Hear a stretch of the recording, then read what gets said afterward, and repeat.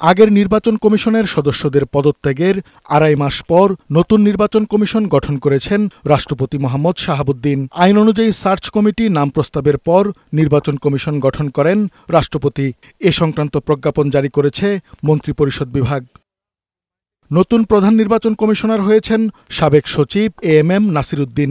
তিনি তথ্য, জ্বালানি ও স্বাস্থ্য মন্ত্রণালয়ের সচিব ছিলেন। অন্য ৪ নির্বাচন কমিশনার হলেন অবসরপ্রাপ্ত অতিরিক্ত সচিব আনোয়ারুল ইসলাম সরকার, সাবেক জেলা ও দায়রা জজ আব্দুর রহমান এল মাসুদ, সাবেক যুগ্ম সচিব তহমিদা আহমদ এবং অবসরপ্রাপ্ত ব্রিগেডিয়ার জেনারেল আবুল ফজল মোহাম্মদ সানাউল্লাহ। নবনিযুক্ত প্রধান নির্বাচন কমিশনার এএমএম নাসির উদ্দিন তাৎক্ষণিক প্রতিক্রিয়ায় বৈশাখী টেলিভিশনকে জানান, ভোটাধিকার প্রতিষ্ঠা তার প্রধান কাজ হবে।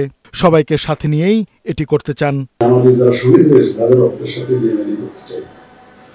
আমার সর্বোচ্চ শক্তি দিয়ে আমি চেষ্টা করব একটা free, fair and credible election জাতিকে উপহার দেওয়ার জন্য। সবাইকে সংশ্লিষ্ট সবাইকে সাথে নিয়ে এই কাজটা করবো। আপনারা দেখতে পাবেন এমন একটা পরিবেশ সৃষ্টি করা যাতে মানুষ নির্বিঘ্নে, সুষ্ঠুভাবে, নির্বিঘ্নে তার ভোটাধিকারটা প্রয়োগ করতে পারে। যে যাকে ভোট দিতে চায় সে যাতে ফ্রিলি, উইদাউট ফিয়ার যাতে ভোটটা দিতে পারে, সেই পরিবেশটা আমরা ব্যবস্থা করবো ইনশাআল্লাহ। তিনি বলেন, কারো পক্ষে নয়, গণমানুষের পক্ষে থেকে আইন অনুযায়ী কাজ করবেন। আমরা কোনো দলের লোক না, আমরা হলাম জাতির, বাংলাদেশের জনগণের পক্ষে একটা অর্গানাইজেশন যেটা বাংলাদেশের জনগণের একটা ভোটাধিকার নিশ্চিত করবে। এই দায়িত্বটা আমাদের, আমরা সেটাই চেষ্টা করবো ইনশাআল্লাহ।